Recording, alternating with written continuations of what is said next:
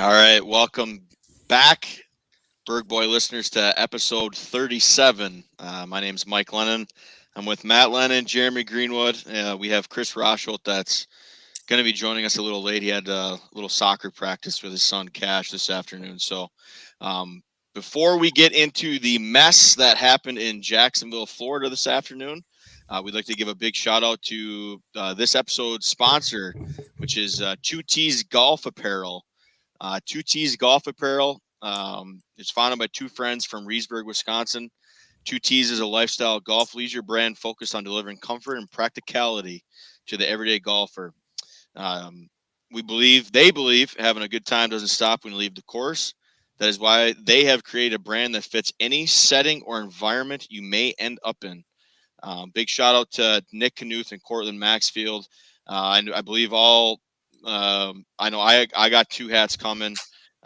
Matt, Jeremy, I think you guys have some stuff coming. Yep. They, Yep. I think they got a really cool thing going here, and you can support two Reesburg guys. They're on Facebook. They're on Twitter, I believe. They're on Instagram. They also have a website. It's just 2tsgolf.com. So it's TWOTEES golf.com. Check them out. They got two hats right now.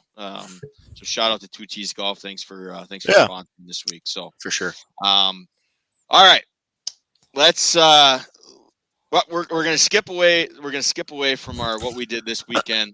Yeah. That's okay. And we're gonna get right into this. I guess the biggest obviously the Packers. If you weren't watching today, hopefully kudos if you weren't watching, because that was an absolute Facts. Dumpster fire. But if you weren't watching, 38-3 was the final score today of the Packers Saints game. I guess before we get into anything else, I want to ask you two guys this. We made it to the NFC Championship game last year. One win a game away from the Super Bowl. We had 7 months to prepare for this season, and this is literally how we start out.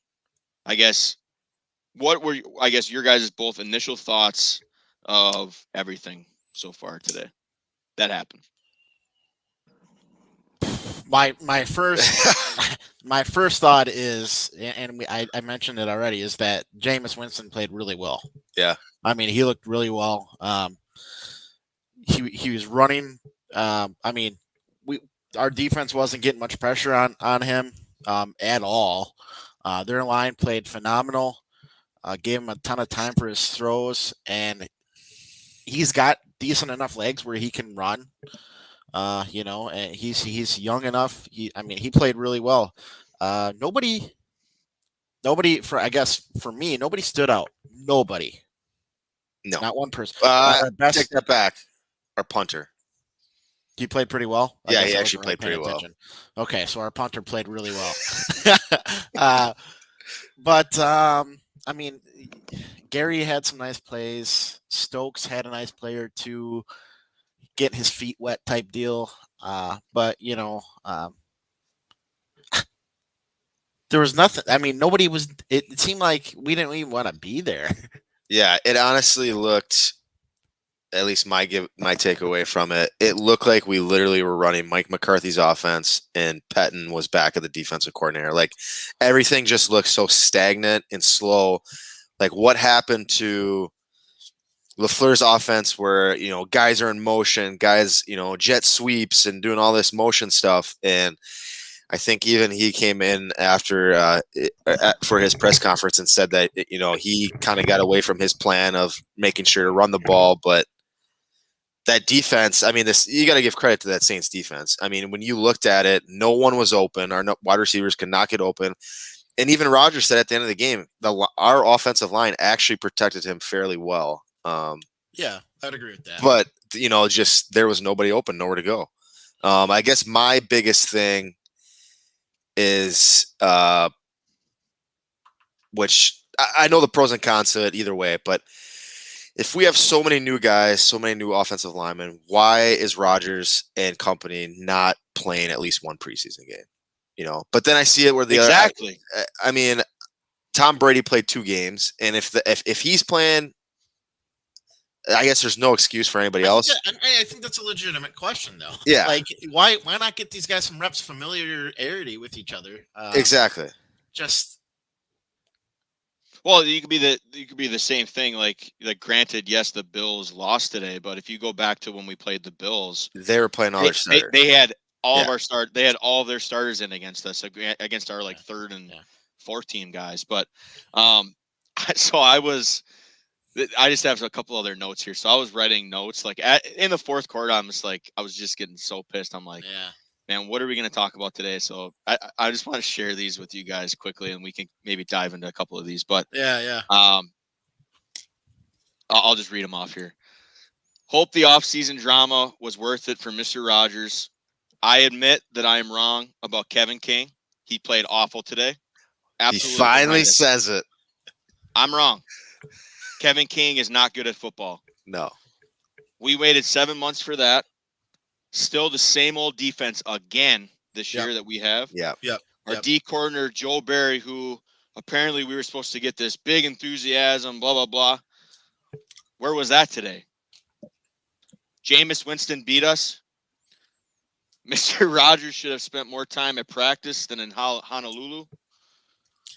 Need to right the ship soon, or this could get very ugly, which I do think it could. And last thing, I guess, I just don't understand how we can be this flat going into a season opener against a good team. The Saints are a good team. Oh yeah. I just don't know how you can. I just don't know how you can absolutely just lay an egg like that. I don't get it. I don't know if you guys want to touch on any of that stuff. I do.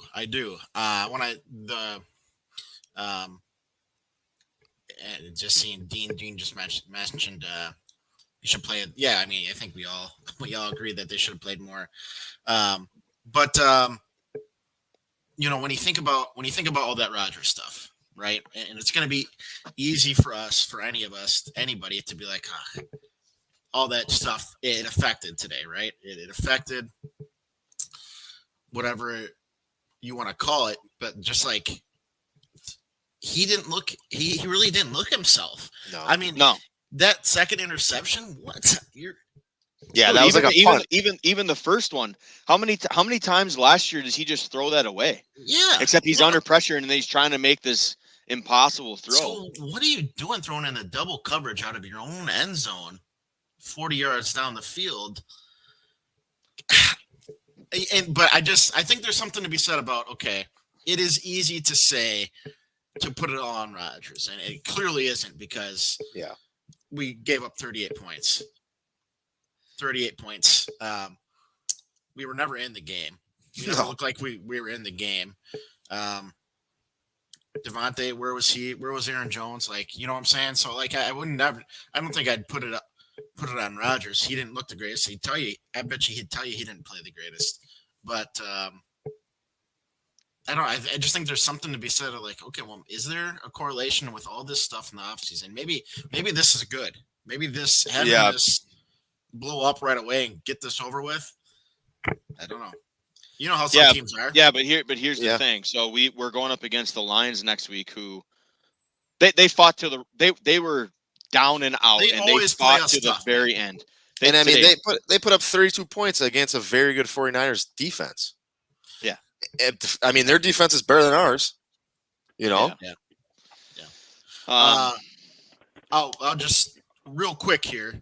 Now that Rosh is on, I just Rosh, we're talking about a number of things.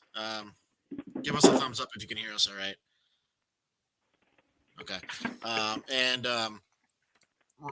Mike had some points about, the game, and one of the biggest ones was one of the ones we're talking about right now is Rodgers offseason and how it may have or may not have affected the game today.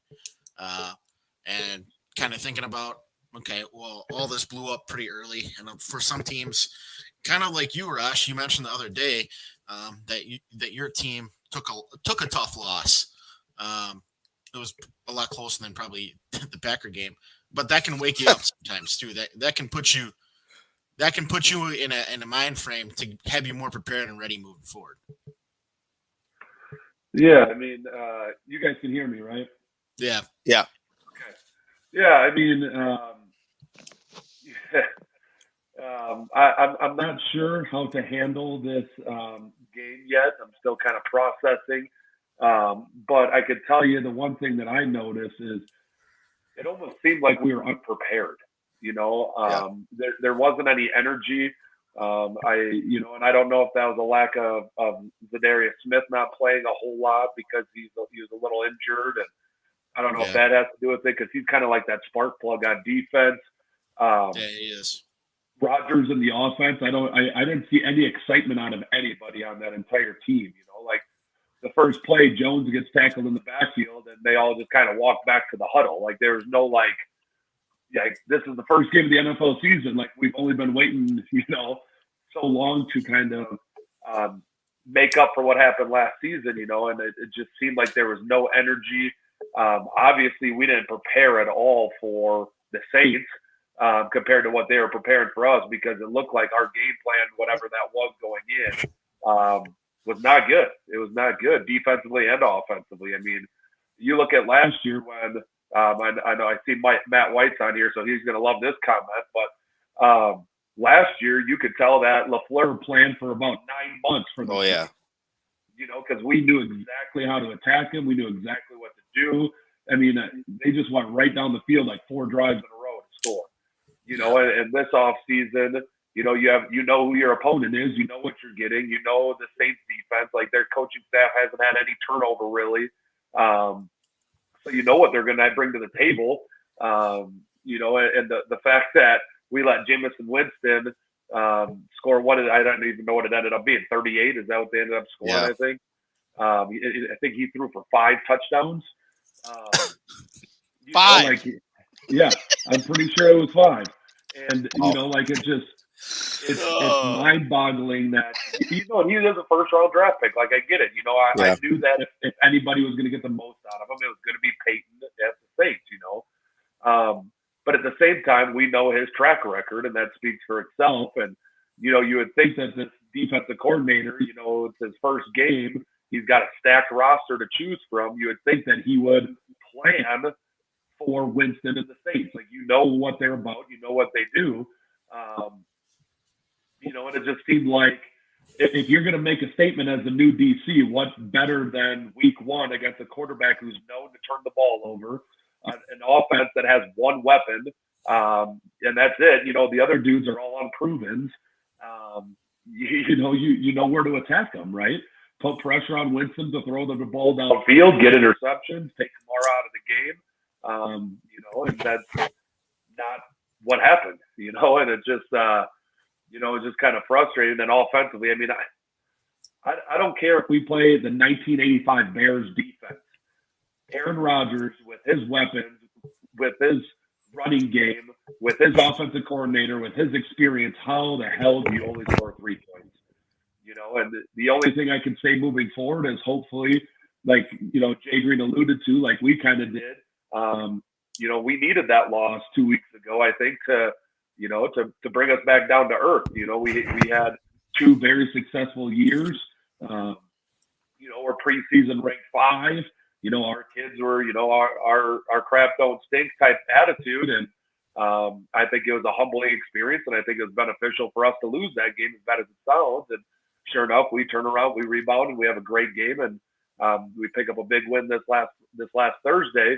So hopefully that does the same thing to the Packers. As bad as it sounds, I'd rather lose week 1 and get things corrected and start moving in the right direction than have this hiccup, midway or 3/4 of the way through the season. So, it was hard, but hopefully it ticks them off a little bit and they regroup. But I was not a fan of what I saw from Rodgers, and I know it can't be all on Rodgers, and I know everyone's going to point the fingers at him. But who do you put the blame on? If you're that if you're not showing any energy or anything, like who do you? Is that the coaching staff? That's got to be LaFleur, right? That's got to be Matt LaFleur's fault. It's the leaders of the football team, because at that level, like LaFleur has an impact, right? But when we're talking the NFL, look at the NFL head coaches. Mike McCarthy ain't a pump up hoorah guy. Sean Payton is not a pump up hoorah guy. You know, a lot of these head coaches are not these pump-up dudes. So to me, it's more on the leadership of the football program and who are the leaders within the program. Yeah. And to me, you know, one of our leaders, Rodgers, and we all love him, right? We love Rodgers, but he's never been that hoorah pump-up guy. Like, that's not been it. He's more of a intrinsic lead by example type of quarterback. And so then it's up to Zadarius Smith. It's up to, you know, Alexander. It's up to Aaron Jones. It's up to, you know, Mercedes Lewis. It's up to Devontae Adams and guys like that to really step up and get people motivated. You know, it looks like Billy Turner, you know, he looks like he's always super jacked up and energetic, and he was kind of nonchalant too. So at the professional level, I would say it's more on the leaders of the program as in players. Now, obviously, LaFleur can say something. He can talk to those leaders. He can talk to those captains. He can say, hey, let's figure this out and let's right the ship. But at that level, those guys are all adults. Those dudes are all professionals. I mean, Rodgers has been in the league for what, 19 years, you know, 20 years, whatever it is now. I think this is year 17 as a starter, maybe something like that. He knows what it takes to win games. He knows what it takes to get teams excited, you know. And so it's guys like that that need to step up when the wheels are falling off the bus, and they need to be the ones to go get the wrenches and screw those puppies back on so we can get moving forward. And I think that's you just hit on a really key point. I think that's we had the drama this offseason, and that's why I really thought it was so important to get off to a good start this year. So we didn't have, you know, any of this extra chatter here. I'm just catching up. Like I totally got off social media after the game. I was catching up on some of the tweets, but Aaron Rodgers' quote is just one game. We played bad. I played bad. One game. We got 16 to go. Yeah, that's great and all, but the biggest takeaway from this for me is just how we came out so flat. I just can't wrap my head around that. Well, I think, I mean, I caught a little bit of Rodgers' interview at the end. He, in essence, pretty much said that they thought, in essence, their shit didn't stink. They came out and thought they could just go up and down the field as an offense, and that obviously was not the case. And so I'm hoping this, like what Rosho talked about, this kind of just brings them from up here back down to level head here and be like, okay, you know, we still have to put in that work. One other thing I want to talk about is, I don't know if you guys had it off yet or not, but did you see Zadarius Smith's roughing the passer penalty? It was one of the worst calls I've ever seen in my life. So yeah, Twitter was going nuts about it, that it's probably the worst penalty ever. Do you guys think roughing the passer should be reviewable? I think so, especially on a play like that, because if like on that play, if you look at it, he didn't lower his helmet. He didn't go after his head at all. He literally came like this, and then while he was going down, he kind of let go. It was a hard hit. That's what it was. It was just a bang bang play. I don't know.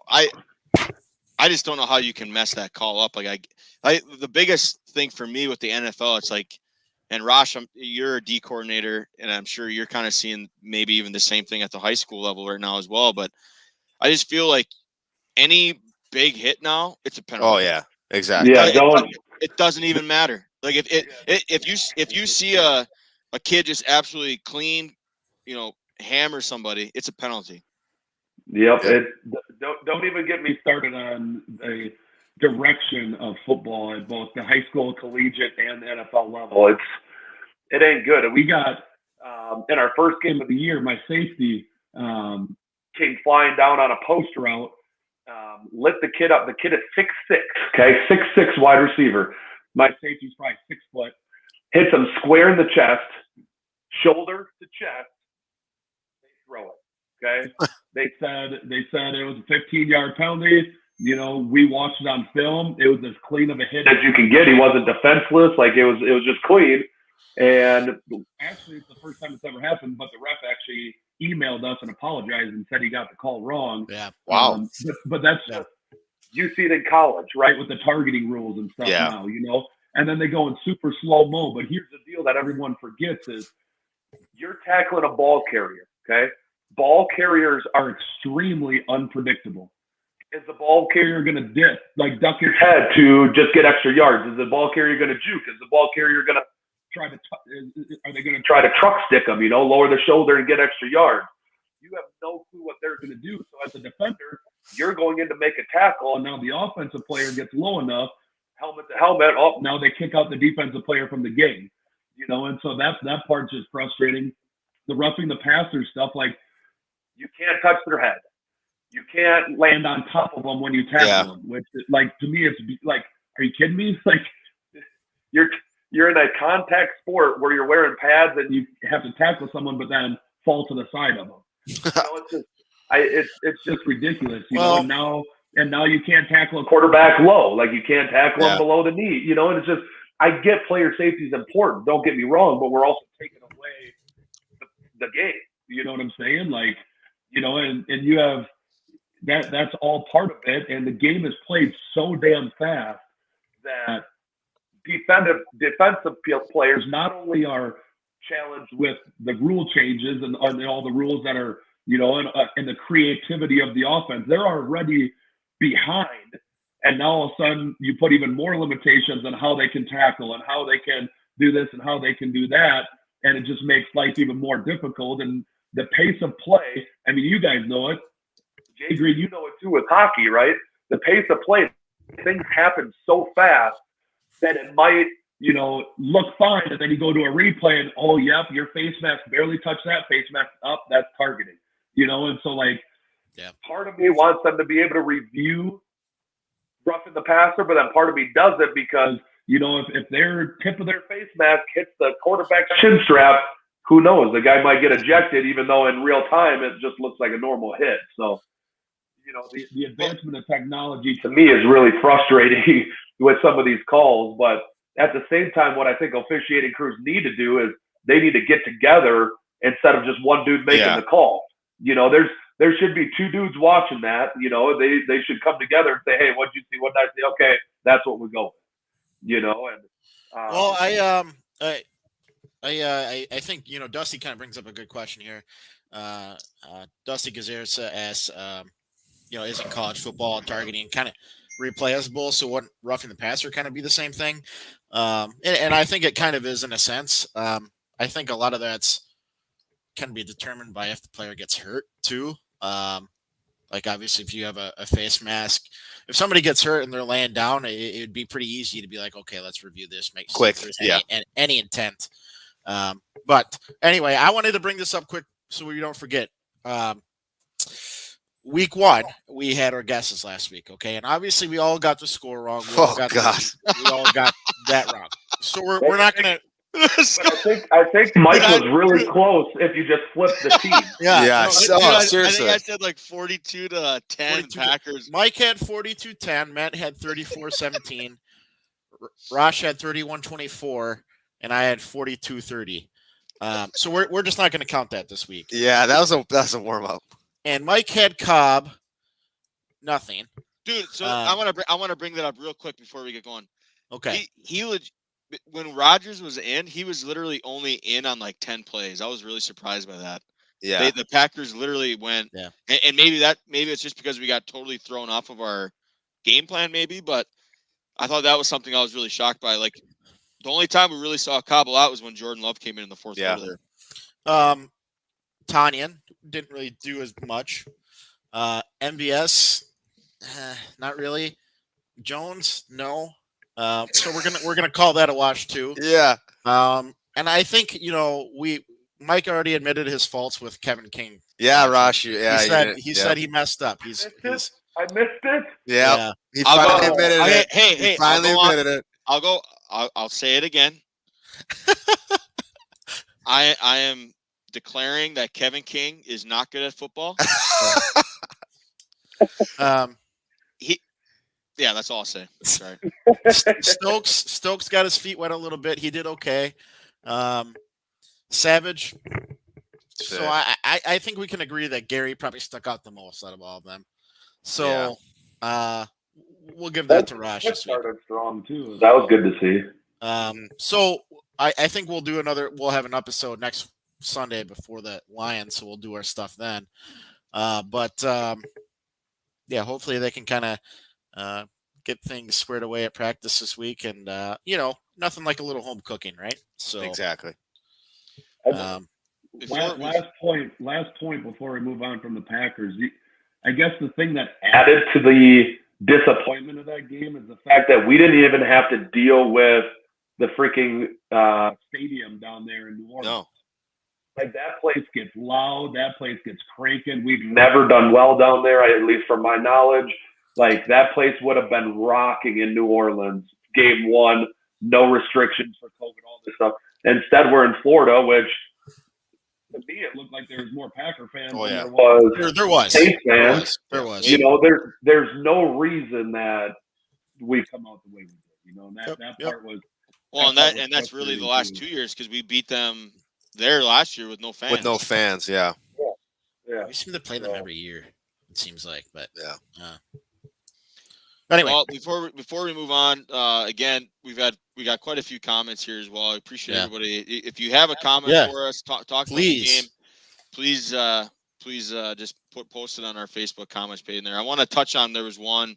It's actually one of my ex-Northland players. He said, "What are your thoughts on the Cook fumble?" And for those of you living in the Ashland area, we were not able to watch the start of the Packer game today because we technically fall under the Vikings home territory, whatever.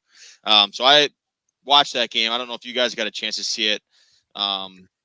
Basically what happened, they were on like the 30-something yard line, like the 33. They needed a field goal to win the game. I don't know if you guys saw the play or not. Cook, he was down. He didn't fumble it. But they called it on the field as a fumble, and you couldn't find like the clear-cut evidence that he was, I guess, down, but you could definitely tell he was. But Vikings lost today. Sounds like a tough Justin Jefferson call as well. Unfortunately, I didn't see that, but I texted you guys this too. The Bengals. I don't know. The Bengals are kind of fun to watch. Like, I know their defense kind of slipped up a little bit there, but at the start of the game, like their defense looked really strong. They obviously have some weapons in Higgins, Boyd, Jamar Chase, Burrow looked good today. Mixon is the running back. Did you guys get a chance to watch any other games at all, or what were you guys' thoughts, I guess, on any other games? Well, the Bears are playing right now. Looks like that's quick score from the Rams. Yeah, quick score. So 7-0 Rams right now. But no, I mean, like you said, I think that Lions 49er game was a good intriguing. game. Yeah, just how they came back, and so I mean, like I said, every year, man, the Lions play us tough, home or away.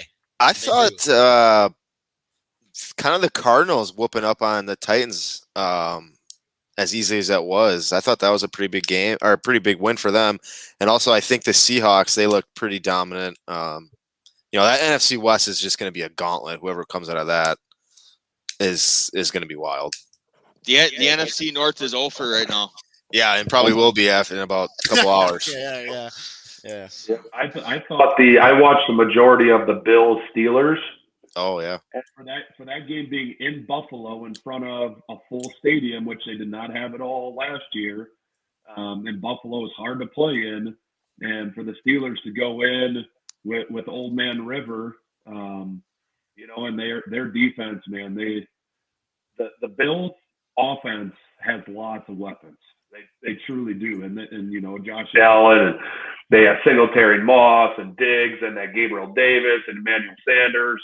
And they're good. The Steelers defense, they shut them down. They played really well on the road in Buffalo. That one, I don't want to say it surprised me, but it kind of put the Steelers, in a higher position in my mind, I guess, is what I'm trying to say. But the one that shocked me the most by far was the Cardinals over the Titans. Yeah. Not that I thought the Cardinals sucked by any means, but I didn't think it was going to be that big of a blowout. Like they just absolutely destroyed them. I think that one dude, the one DN for the Cardinals, their outside backer, had 5 or 6 sacks in the game. He had 5 sacks through 3 quarters. They were just destroying him. I think Derrick Henry at one point had like 8 carries for 9. And that was past halftime. That was in the third quarter sometime when I saw that. So those ones kind of stuck out. NFC North sucks. The Badgers suck. The Packers suck. Hopefully next week's better. Well, fortune. we're gonna roll right into our next topic here, and some big news out of Milwaukee. We have our second no hitter, I believe it is, in the for the Milwaukee Brewers. Let's Corbin talk Burns about that. absolutely pitched a gem. Did they come out why he didn't finish the game? No. Hader obviously came in, closed the door for the Brewers. Second no hitter in team history. It had to have been a pitch count. My guess, this is my guess, is Council is already looking forward to playoffs. And he should be. Yeah. And so my thought process is think of your Council. Okay, you take him out before the 8th. Are you going to get shit? Yeah. But let's say you leave him in and let's say he walks a guy. Then he gives up a hit. Or let's say he walks a guy. Maybe the next guy goes 9 pitches into that bat, gets an out. Next guy gets walked. What do you do then? Let's say his elbow starts to hurt. Yeah, you could play that what if game all day. Yeah. My thought on it though is the World Series isn't a guarantee, but having a no hitter on your career resume, that's something that only so many people can ever say. Well, he still does though. To not give him that opportunity. No, I don't know. He still has a no hitter. Okay, so how many people could say they got 2? Just saying. He doesn't have an actual no hitter though. To do that though, it's the same thing. That's what I'm saying. I understand what Council's doing, but at the same time, maybe did Burns pull himself? Did he say I'm out? I don't know. Nobody really knows. But we didn't figure that out. I didn't hear anything. We're guessing it has to do with saving his arm for playoffs. Would be my best guess. Yeah. How many pitches was he at? I didn't even. He was at 117. 117. Dude, it wasn't pitch count then. It couldn't have been pitch count. I don't know. That's been the debate. That's why Twitter's been blowing up. Facebook has been blowing up. I don't know. I mean, It is a what if game, but if he gets hurt, man, you look so stupid. I think we can all agree though that he is whoever we play opening round. He is game one. Yeah, I'd agree. Hands down. Yeah. And we gassed him up last episode. How good is he? I kind of laughed at Mike when he said that we were going to win 100 games this year. Obviously, I want them to do, but all they have to do is go 12-7 now in their last 19, which is very, very doable. Well, yeah, and sorry, Jay Green. Real quick look. We got the Tigers for 2 games, which is kind of weird. Cubs for 3, Cardinals for 4, Mets for 3, Cardinals for 3, and then we end with the Dodgers with 3. Which at that point, who knows how. What the implications are, I guess, for both teams, really. The Dodgers could have the 1 seed locked up. Brewers could maybe already have the 2 seed locked up by that time, I think. So. Well, I don't want that comment by Dean there. Oh, there we go. There you go. So Uncle Dean chimed in for those of us that maybe are just listening on Spotify or Apple, but Burns said Uncle Dino struggle. He agreed with Council to sit the 9. So yeah. Probably made both. Which makes sense. Listen to your body. Yeah. I was just gonna say that Lauer pitched 3 hit ball today. He actually had a no-no in the 6th or 7th. 6th. And I was like, no way, no chance. And then the first game of the series, we 4 hit them. So I mean, things are clicking. And but it's exciting. But that's what we've been preaching the whole year. If the Brewers are going to get it done, it's through the pitch. It's the pitching. The pitching is going to get it done. How do you guys? I guess I don't really know how you would do it for baseball, but let's just say that that last week, do you kind of sit some guys? How do you go about that? I think that's one of the weirder ones because you're playing 162 games. There's got to be like a mix of it all. I think too, though. You guys know we all played baseball. You don't play a couple games and you take kind of an extended break going into playoffs. Your feel, you're in the groove, so to speak. That could get thrown off. You guys know how streaky hitting is and how streaky pitching is. So that's where I'm kind of with Jay Green. Maybe you do maybe it's almost like spring training where you have roster A and roster B. Some of your studs sit 1 game, some sit the next, and that way they're 2-3 playing, innings they're playing apiece. kind of like every other day sort of thing. Yeah. That's probably what I would think is best. I don't know. Baseball is a weird one. You know, it's not like football or hockey or, you know, any of those other sports where, you know, it's not so much on being in the zone and kind of seeing the, you know, the baseball's looking like a beach ball, or the pitchers are just really getting that spin, or, you know, whatever. That was a tough one. Yeah. Well, because here's the thing too, and this could actually, you know, we'll see how it comes down to it, but we're behind the Giants right now for, I think it's 4.5 games, 5 games, whatever it is. Yeah, we could potentially be seeing 5, 6, 7 games of really meaningless baseball. Yeah, exactly. Yeah, that final week could just be like, man. Could be you're right. There's still things to fight for, right? Like, yeah, the NFL, you want home field advantage, but you don't want to risk people. It's tough. Yeah. You know. But if I'm the Brewers, I definitely want. I don't want the 1 seed. Oh, like, no, it's no. Like I want the who's ever. I think it's probably going to be the Braves. Yeah, but I would much rather have that first round matchup. Yeah, but I agree. But yeah, moving on. Kind of 2 more topics. Jay Green's got a little activity for us. I do believe at the end here. But Wisconsin football was able to secure the win yesterday against Eastern Michigan. Honestly, thought it was not too much of a game. I don't know how much of it you guys actually watched. I watched a decent amount of it.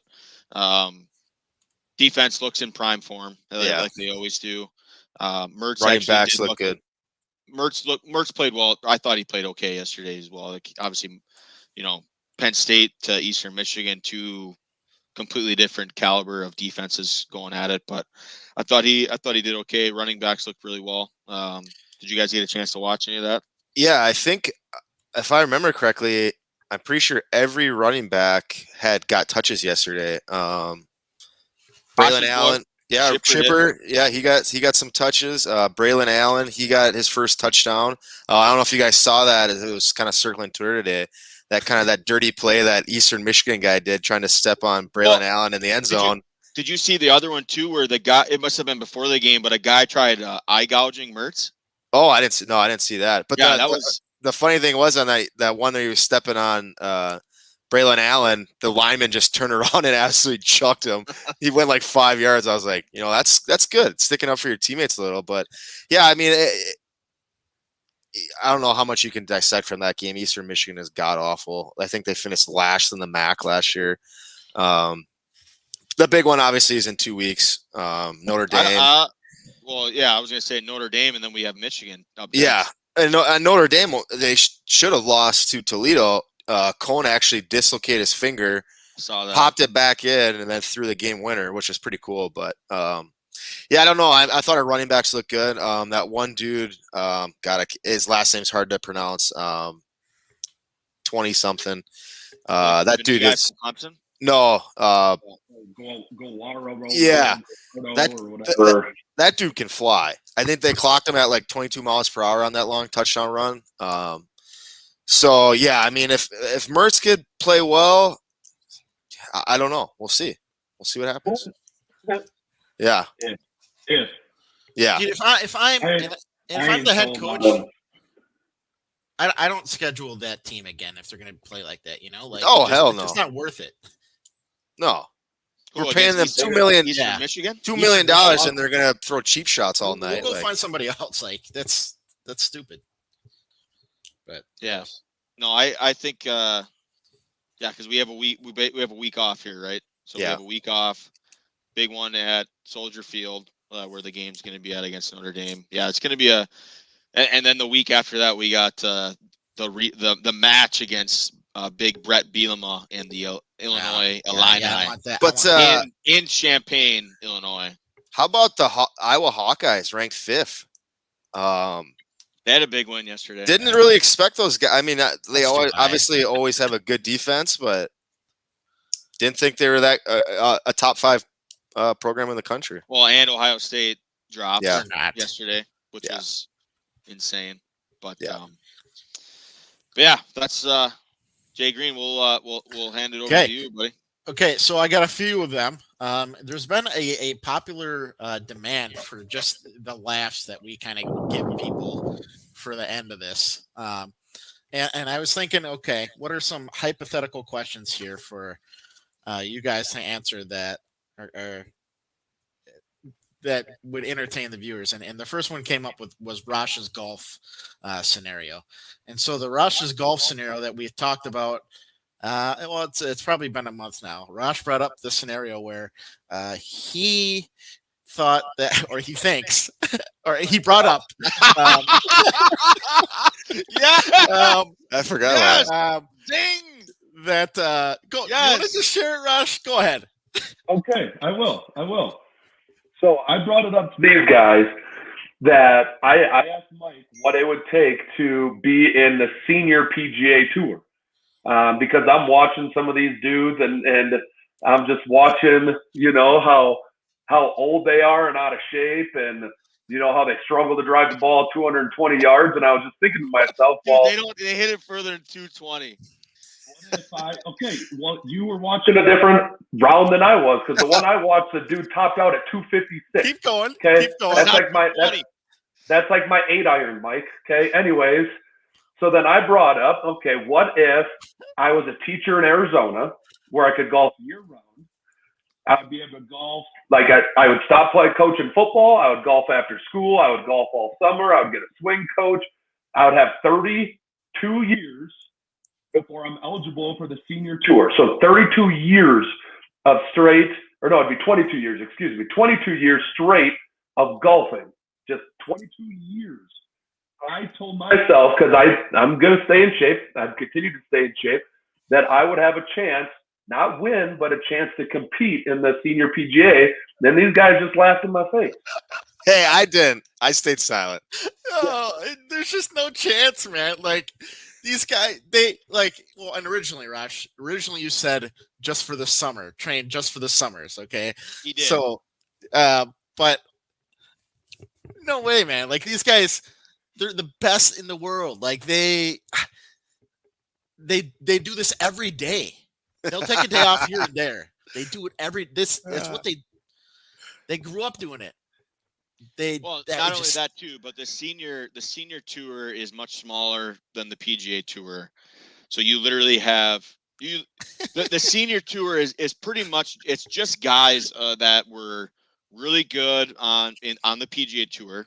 So like right now you're kind of seeing like John Daly, Steve Stricker, what the heck's the guy that stretches really funny. Oh, he's got a funny last name.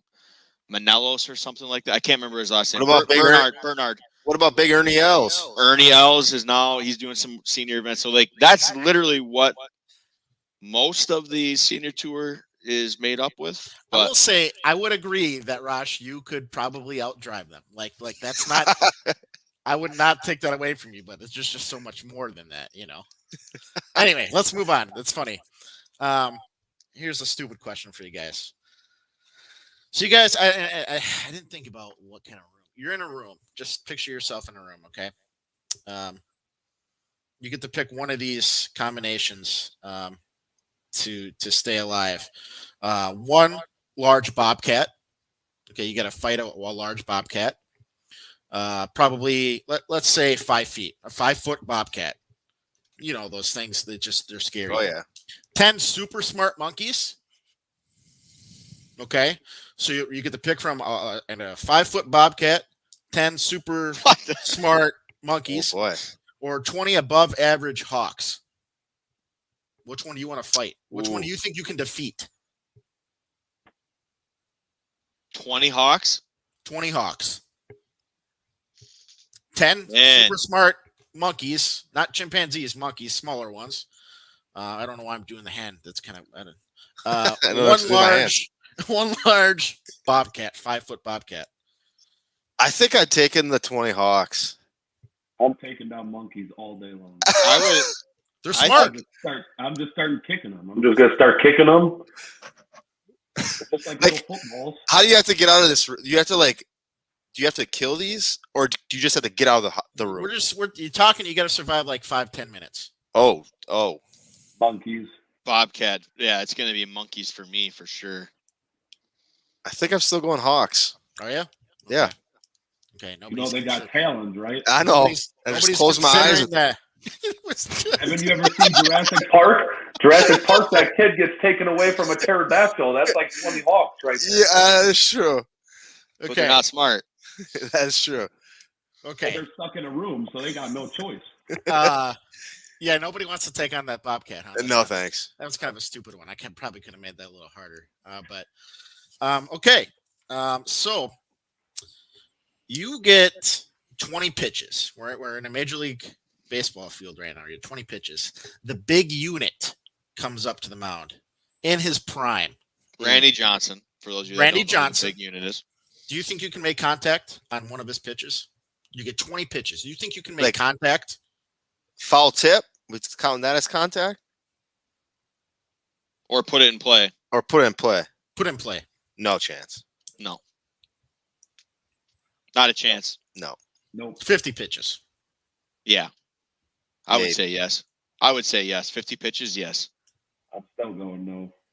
Yeah, that's a tough So one. just 50, if it's 50 back-to-back pitches, you're bound to get lucky on a fastball. Dude, he's 6'9", left-handed, comes from 3 quarters. Okay. I don't know. Okay. 10 10 pitches, foul tip. Can you do it? In 10? No. 20 maybe. Dude, if you remember his slider, wasn't his slider? So his fastball was like 102. His slider, was it not like 96 nasty. or something like that? Anytime I think of him, I just think of that. Oh, it's strike. Yeah. You know, like just scary. Anytime I think of him, I just think of that dead pigeon that's laying at that Wrigley Field, I think. You guys and how about him? He had the dirty mullet that came down right here. He usually had the nice stash as well. Dude, he was scary. He was he was good too. So good. God, what else was okay? So here's the last question. What's the hardest position in sports? Oh, man. We're talking NHL hockey. Oh man. MLB baseball, NBA basketball, NFL football. What's the hardest position? Sorry. It's got to be quarterback. Are you talking from like a Joe Schmo perspective? I'm talking. I wasn't prepared for you to ask me something like that. If you're just an average Joe and you have to play any position in all major sports, which one would be the hardest? Yeah, let's do that. Go ahead. Offensive tackle. Ooh. You imagine some of those dudes running full speed at you with how big and strong and fast they are and having to protect. So you're saying offensive tackle would be the hardest to be successful at? If you're an average Joe Schmo, yes. Okay, what if I just take them out? If you're an average Joe Schmo, it's anything in hockey. Well, yeah. If you can't skate, yeah, unless you're playing goalie. And you're, I don't know. Maybe I should better prepare that question. We can come back to that. But I think if I'm a lineman, I'm taking people out the feet. Like I'm gonna hang on to them. Just hang on for the ride. Yeah.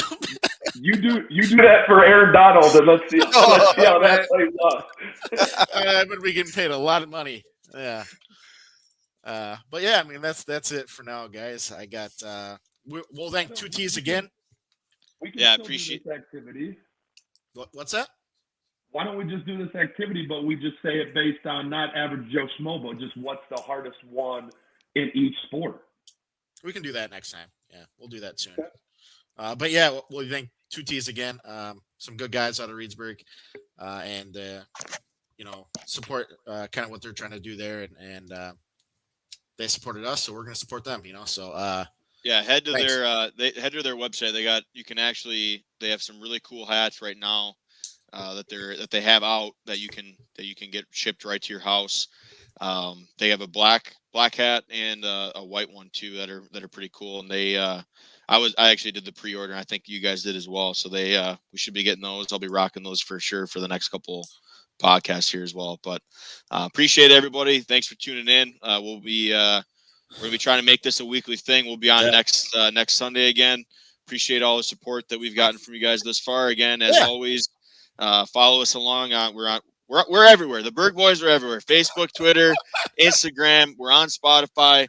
We're on Apple Podcast. No shout outs to the Schwamigan Bay Golf Club, but there's a shout out right there this week. Appreciate you guys tuning in, and we'll see you next week. See you Thanks, guys. everybody.